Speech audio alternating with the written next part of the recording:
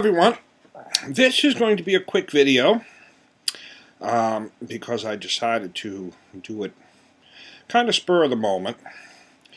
I didn't take any notes. I'm just going to talk off the top of my head here today about what is God. What a thing to just jump right into, huh? What is God? What is this thing? Is it an invisible man that lives up there in a chair with a beard, pile of winning lottery tickets by his side that he fires down to people? Miracle cures in a little case he keeps? Is that what God is? An invisible man? Well, a lot of people think it is, and they pray and they wish to this person. They think it's a person. It's not a person. To this invisible man in the sky that grants wishes. Now, I'm going to tell you right out, this is not God. If you think that God is an invisible man in the sky that grants wishes, and you're praying to him, as they say, as they call it, a him with a beard. If you believe that is God, well, good for you. I mean, I'm not going to tell you it's not, because maybe it is to you. Maybe you believe it, and it's real to you. But I'm telling you, you're going to end up living in victim mentality. A victim who can't help themselves, but need help from somebody else. There is a God. It's real. The Bible tells us in John, I didn't write it down, but at John, I think 1:5 or 1:15, Jesus had said to him that God is light,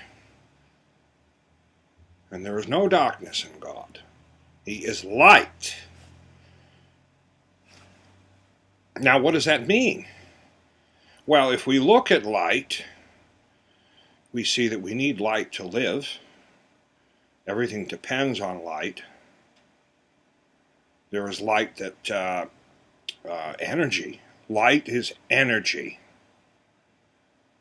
Same thing. So,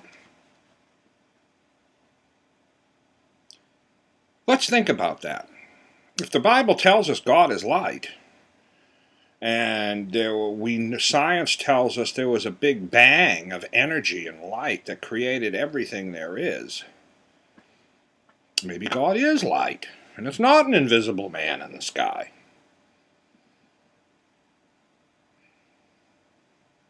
Because when you think about everything that God is described to be, it fits light.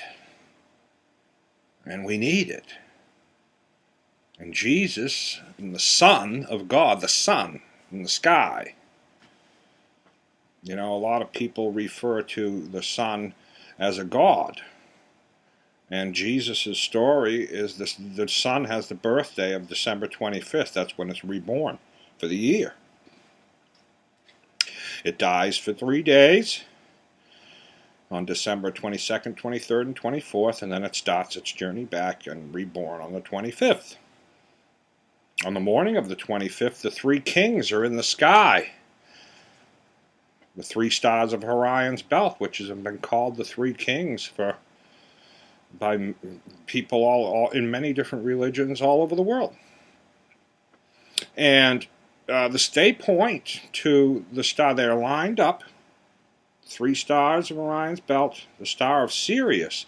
Sirius in Egypt was the Osiris, which was the father of their Horus, which is their god of the sun. And it's also considered Isis, the mother. So that star could be considered Mary. And if we follow the path of the sun in the sky, Christmas morning, the sun rises on the horizon. Just as it rises, well, before it rises, and the sky is still dark, you'll see the star Osiris.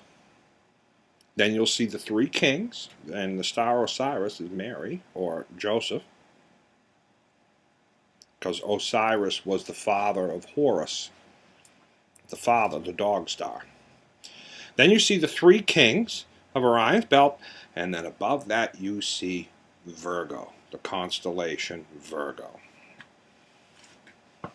Now, what does this mean? Well, this is the story of light, the birth of light.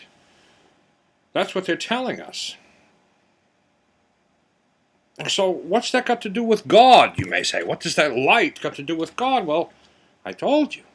The Bible tells us that Jesus said God is light, not an invisible man in the sky.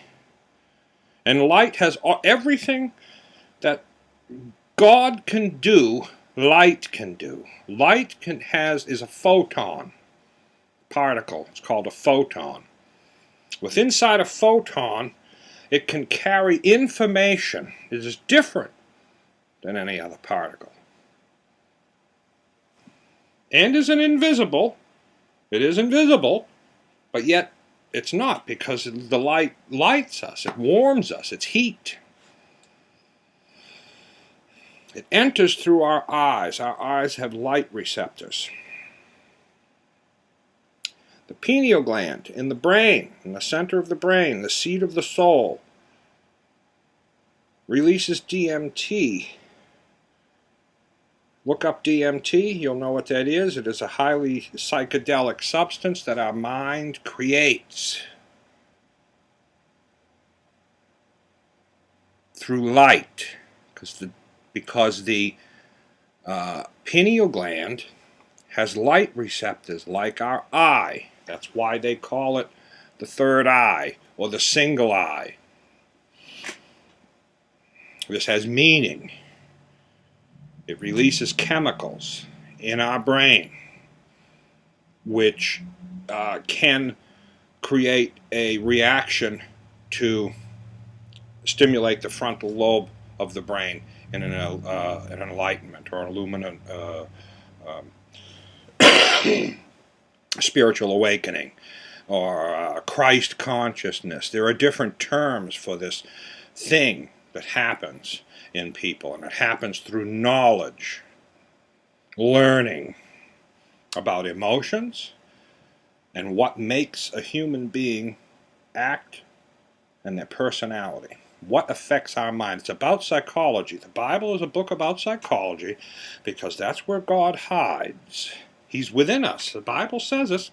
He's within us. He's also outside of us. But God is within us. You see pictures of the Sacred Heart, Jesus holding the Sacred Heart.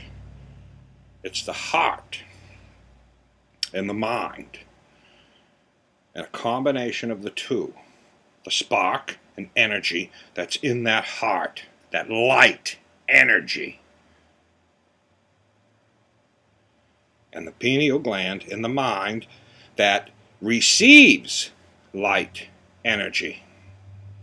It's a receiver of light energy. And you can actually have an experience. People do it different ways. You can have an experience with God. That's why people have written books, and that's why wars are fought over this, because it's true. There is something called God, and it's within you. And you can experience it for yourself. Some people do it through meditation.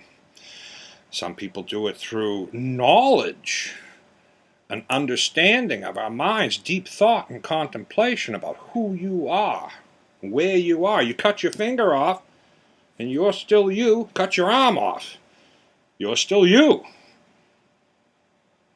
Cut all your arms and legs off, but you're still you. If you could live with nothing but a head, you would still be you. You're not your body. And if you keep doing that, and looking deep inside yourself at who is asking you who you are, that's one way to find out, to have this experience with God. You've got to stimulate the pineal gland, releases DMT, creates a chemical reaction in your brain, and the two hemispheres of the brain, which have been working kind of independently, come together. They blend. It's a balance that happens in people. And in this moment, that's what God is there. The source. There is a source that this comes from. And I can't convince you of it. You have to figure it out for yourself. And when you do, when you have the experience, then you'll know. And you won't question you. Then you'll know. The word is know. When you know, you don't need belief. You don't need faith. You don't need none of that. Because when you know, you know. Because you've experienced it yourself. Now, that bothers a lot of people. Because a lot of people don't know. But they claim they do. But they don't want you. They don't want me to know. They want to know. And when somebody says they know and they experienced it, well, it bothers them deeply because they didn't. But they can, and I'm telling you, you can, if you want. Most people won't. Take the time to learn. Most people will die never figuring out this secret that all these religions are trying to teach. They're all trying to teach the same thing. They're not trying to teach different things. Anybody that tells you that doesn't know what they're talking about. I've studied many religions. I know they're trying to teach the same. They have different ways of doing it. And they've been teaching this for thousands and thousands of years, ever since the human mind was able to come up with it and figure it out, what's going on. And ever since it happened, someone's been trying to tell somebody else, because when you have this experience, it's human, it's natural, and you care. I care for you, and I want you to grow. And that's why people have done it over the years. And the people that don't care, the people that haven't done it, they tell you, don't listen to them, don't listen to them, don't listen to them, listen to me. I'll tell you what God is. And believe me, just have faith. Don't believe them. You don't need anybody. You don't need me. You don't need anybody. You have everything you need. Just like the movie The Wizard of Oz, that's what the writer of The Wizard of Oz, he was a member of the Theosophy Society. Baum was his name. And I forget his first name. Frank Lloyd Baum. I forget. But that was the message in that story. That's what that story is about. It's about this. And you have it in you all along. You don't need me. You don't need to pay any church. Anybody that's asking you for money to teach you this stuff doesn't know what they're talking about, because anybody that would know wouldn't do that. Simple as that. And that's it. That's all I wanted to say about what God is. It's a real thing. It's in you. You can find it. And you don't need anybody to do it. You may need some help with guidance, and I'll help. There are plenty of people that want to help, but there are plenty of people that don't want you to help yourself because they want you to be their servant. So, click Subscribe to my channel. You'll get videos. I'll never ask you for a dime. Nothing. I just want to give you the knowledge that I have learned so that you can better yourself. Peace. Have a great day.